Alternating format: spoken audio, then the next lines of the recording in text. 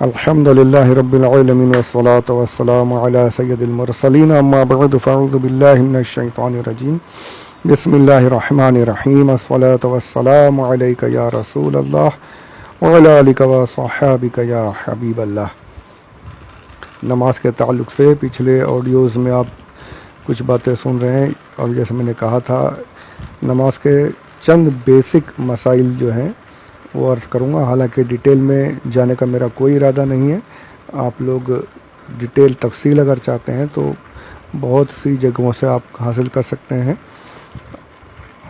अपने मस्जिद के इमाम साहब से रब्ता करें, उलमाए किराम से रब्ता करें, अहले सुन्नत वेबसाइट से मालूमात हासिल करें। नमाज के तरीक़े, नमाज के मसाइल वगैरह जो हैं मैं मुख्तसर तौर पर चंद एक बातें अर्ज़ करूँगा।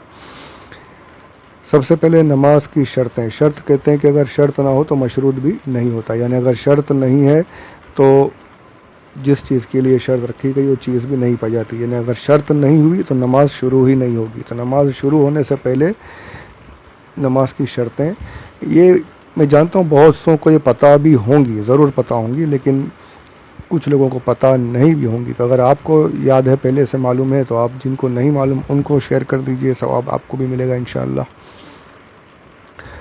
नमाज की 6 शर्तें हैं कि इनके बगैर अगर ये शर्तें नहीं पाई गई तो नमाज शुरू ही नहीं होगी। तहारत नंबर 1, तहारत।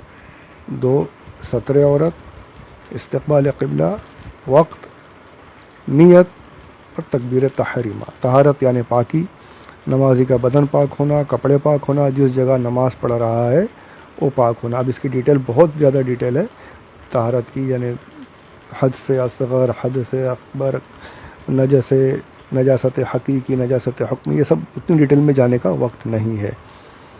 वो आप आगे मालूमात हासिल कर सकते हैं। अगर हाँ आपको जानना है तो मुझसे, अगर मुझसे ही अगर आपको पूछना है तो पर्सनल में पूछ सकते हैं, मैं इंशाल्लाह भेज दूँगा। तो तहारत, बदन पाक होना, कपड़े पाक होना और जिस जगह नमाज़ पढ़ रहे हैं वो पाक होना। सत्र औरत यानी नमाज के बदन का वो हिस्सा छुपा होना जो नमाज में छुपाना फ़र्ज़ है। मर्द के लिए नाफ से लेकर के घुटनों के नीचे तक।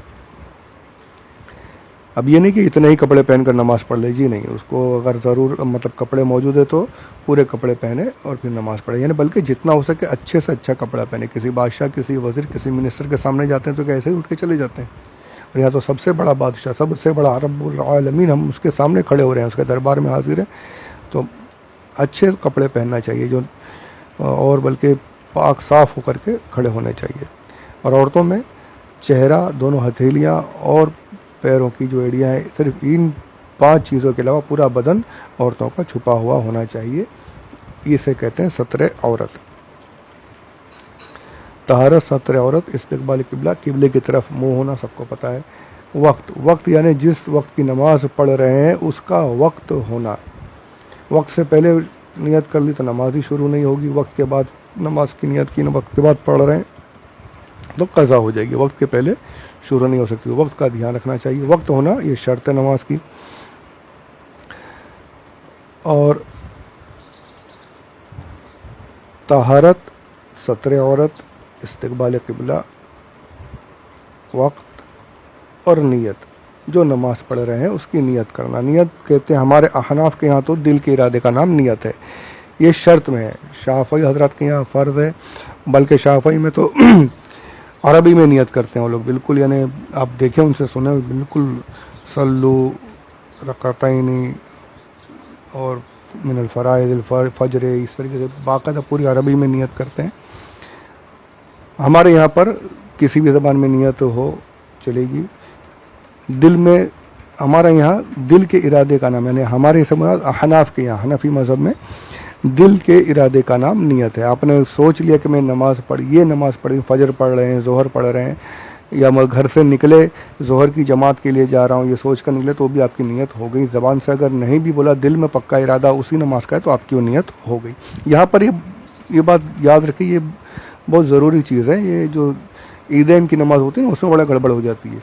उसकी नियत की मैंने 2 रकात नमाज वाजिब ईद उल फित्र की, माँ 6 ज़ायद तकबीरों के पीछे इस इमाम के, ये सब आदमी ज़रा गड़बड़ा जाता है। तो इतना सब अगर नहीं भी बोला, उसने सिर्फ यही सोच लिया कि मैं ईद की नमाज़ पढ़ने के लिए जा रहा हूँ, तो इसकी नीयत हो गई, ईद की नमाज़ पढ़ा। सोचने से भी इंशाअल्लाह दिल में इरादा कर लिया तो भी नीयत हो जाएगी। तो नीयत, और ज़बान से बोला तो भी बहुत अच्छी बात है, दिल में भी वही, ज़बान पर भी वही। तो दिल में और ज़बान से बोल लेना मुस्तहब है। तो दिल के इरादे का नाम नीयत है, नीयत होना। अच्छा, किसी ने अगर पूछा कि भाई कौन सी नमाज़ पढ़ा, तो फ़ौरन जवाब दे कि मैं फजर पढ़ रहा था, ज़ोहर को पढ़ा था, फ़र्ज़ पढ़ रहा था, सुन्नत, यानी उसको ये पता होना चाहिए मैं क्या पढ़ रहा था। अब उसको पता ही नहीं है तो उसकी नीयत सही नहीं मानी जाएगी। तो ये हो गया नीयत। अब तकबीर तहरीमा, यानी अल्लाह अकबर कहते हुए हाथों को उठाकर बांध लेना। शाफ़ी हज़रत में सीने पर बांधते हैं और हनाफ में नाफ के नीचे बांधते हैं, औरतें सीने पर बांधेंगी। तो ये तकबीर तहरीमा जो है ये नमाज की शर्त भी है और नमाज का पहला फ़र्ज़ भी है। ये बड़े मुख्तसर तौर पर मैंने ये चंद बातें अर्ज़ की हैं। अब इसके बाद नमाज के फ़राइज़ जो हैं ये 7 हैं। तकबीर तहरीमा, क़ियाम, क़िरत, रुकू, सुजूद, क़ादा अखीरा और ख़ुरूज बिसुनई। तकबीर तहरीमा आपने सुन लिया, नमाज़ों को हाथों को कानों तक उठाना, औरतें कंधे तक उठाएंगी, और नाफ के नीचे बांधना, औरतें सीने पर बांधेंगी। और हथेलियाँ बिल्कुल किबले की तरफ नीचे मोड़ कर नहीं रखना है, जैसी भी हमारी नॉर्मल पोजीशन है वैसे ही रखना है, किबले की तरफ करके हथेलियों को, और अल्लाह अकबर कहते हुए कानों तक उठाकर। अच्छा, इतने ज़ोर से बोलना कि कम से कम अपने कान तक आवाज़ आ जाए। जहाँ भी पढ़ने से मतलब है, मैं बार बार पहले भी कह चुका हूँ, पढ़ने से मतलब ये होता है कि अपने कानों तक, कम से कम अपने कानों तक आवाज़ आए। इतना थोड़ा, यानी कि कम से कम कान तक आवाज़ तो है। दिल में पढ़ने को पढ़ना नहीं कहते, नमाज नहीं होगी, उसका ध्यान रखिए। तकबीर तहरीमा हो गई। अब क़ियाम, यानी नमाज में खड़े होना। जब नमाज के लिए हम खड़े होते हैं, फ़राइज़ के अलावा, सुन्नत, फजर की सुन्नतों के अलावा और वितर के अलावा दूसरी नमाज़ों में बैठने की इजाज़त है, पर अगर ताकत है तो बैठे बगैर खड़े होकर पढ़िए। और फ़राइज़ में भी अगर गुंजाइश है, खड़े हो सकता है, फिर भी जानबूझकर अगर बैठ कर पढ़ लिया फ़र्ज़ में, तो फिर वो नमाज ही नहीं होगी। तो क़ियाम ये फ़र्ज़ है, इसे करना ज़रूरी है। फ़र्ज़ के बगैर फ़र्ज़ छूट गया, नमाज ही नहीं होगी। तकबीर तहरीमा, क़ियाम। अब किरत यानी सूरह फातिहा और दूसरी सूरह वगैरह पढ़ना। इसकी डिटेल तो आप लोग फ़िक़्ह किताबों में और दूसरी जगह पे जान सकते हैं, मैं सिर्फ बेसिक बता रहा हूँ। किरत हो गई। किरत के बाद रुकू, सबको पता है रुकू। अच्छा, रुकू और सुजूद में हम पढ़ते हैं, अक्सर ये पढ़ते हैं सुबहान रब्बिल अज़ीम, सुबहान रब्बिल आला। ये इस तरीके से सही नहीं है, सुबहान रब्बियल अज़ीम, रब्बिल नहीं है, रब्बियल अज़ीम, सुबहान रब्बियल आला, ये है तरीका, सही तरीके से पढ़ने का। रुकू मतलब जो सबको पता है, घुटनों तक हाथ पहुंचाना। मर्दों को पीठ बिल्कुल सीधी करना, औरतें बिल्कुल सीधी नहीं करेंगी, बल्कि झुक करके घुटनों तक हाथ पहुंचाएंगी। यह है रुकू। उसके बाद खड़े होकर फिर सुजूद।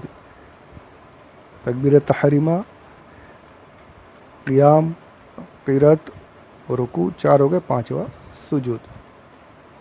सुजूद में औरतें जो है बैठेंगी और अपने दोनों पैरों को सीधी तरफ निकाल लेंगी, बैठेंगी पूरा, और बिल्कुल सिमट कर, रान जो है पेट से चिपकी रहे, कोहनियाँ अपने बदन से चिपकी रहें, हथेलियाँ सर से चिपकी रहें, हथेलियों के बीच में सजदा करेंगी और दबाएंगी माथे को, यानी उसकी हड्डी हमको लगे ज़मीन, यानी सख्ती महसूस हो। नाक की हड्डी, नाक की नोक नहीं, नाक की नोक नहीं लगाना, नाक के ऊपर जो हड्डी है, माथे और नाक जहाँ मिलती है वहाँ पर जो हड्डी है, वो हड्डी मिलकर दबाना, ये ज़रूरी है।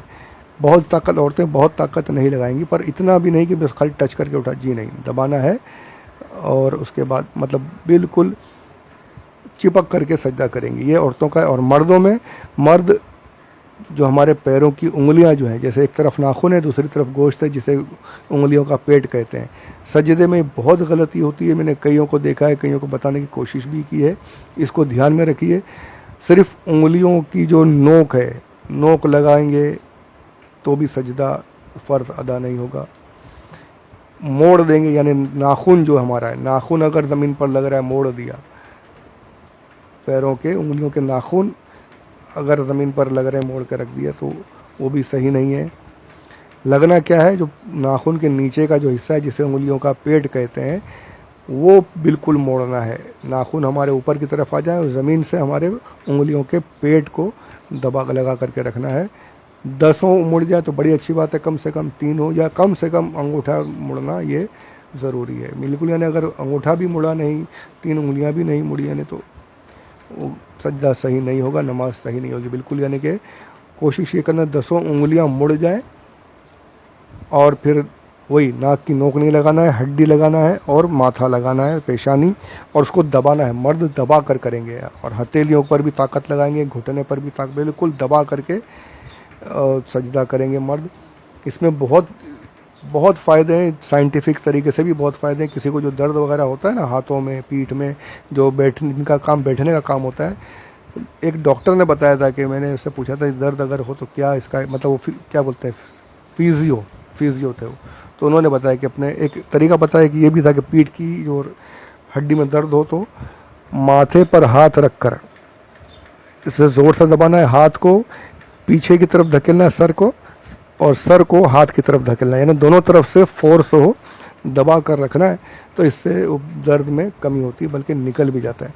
तो जब मैंने सोचा तो ये तो बिल्कुल हमारे सजदे की तरह, कि हम सजदे में अगर इस तरीके से जब करते हैं, ज़मीन की तरफ हमारा सर दबाते हैं, नाक के साथ मिला करके, माथा और नाक की हड्डी मिलाकर दबाते हैं, तो इंशाल्लाह उससे, यानी बिल्कुल ये एक्सरसाइज जो वहाँ अब बताई जा रही है, वो 1450 साल पहले हमारे आका सल्लल्लाहु अलैहि वसल्लम ने सजदे की शक्ल में हमें पहले ही अता फरमा दिया। तो साइंटिफिक है ना, हर एक चीज़ें साइंसी तौर पर भी देखें तो फ़ायदे ही फ़ायदे नमाज में मौजूद हैं अल्हम्दुलिल्लाह। तो मर्द सजदे में ताकत लगाएंगे, ज़ोर लगा करके, सिर्फ नाक की हड्डी नहीं लगाएंगे, नाक की नोक नहीं लगाएंगे, हड्डी और माथे को दबा करके, हाथों को कान तक लाकर, और मर्द जो है कोहनियाँ चिपकाएंगे नहीं, ना ज़मीन से चिपकाएंगे ना अपने बदन से चिपकाएंगे, बल्कि उठा कर रखेंगे। अब जमात के साथ हैं तो ऐसा नहीं कि फैला कर बाजू वाले को तकलीफ दे, जी नहीं, ऐसे भी नहीं करना है, मतलब चिपकाना नहीं है, ये मर्दों को कोहनियाँ फैला करके रखनी है। उसके बाद ये हुआ सज्जा। अब उसके बाद कायदा आखिरा, यानी तशहुद, अत्तहियात, दुरूद इब्राहिम वगैरह पढ़ना, और फिर खुरूज बेसुनई, 7वां फ़र्ज़, यानी नमाज की हालत से बाहर होना, और बाहर होने का तरीका सलाम फेरना, सलाम फेर करके नमाज से बाहर हो जाते हैं। तो ये मैंने चंद एक शर्त और फ़र्ज़ जो है नमाज के, वो मुख्तसर तौर पर आपको बताएं हैं। डिटेल तफसील बहुत बड़ी है, उसको आप किताबों से पढ़िए, किताबों में मिल जाएंगी, और उलमा से रब्ता कायम कीजिए, उनसे मालूमात हासिल कीजिए, मसाइल वगैरह सीखिए, ताकि हमारी नमाज ख़राब ना हो। ये अक्सर होता है कि जो ज़िंदगी भर पढ़ते हैं और नमाज पढ़ते रहते हैं, लेकिन तरीका नहीं पता होता, नमाज़ें ज़ाया होती हैं। तो अल्लाह हम सबको सही तरीके से नमाज पढ़ने की तौफ़ीक़ अता फ़रमाए। आमीन बिजाहिन नबी अमीन सल्लल्लाहु अलैहि वसल्लम। अब तहारत के इसमें वज़ू भी है।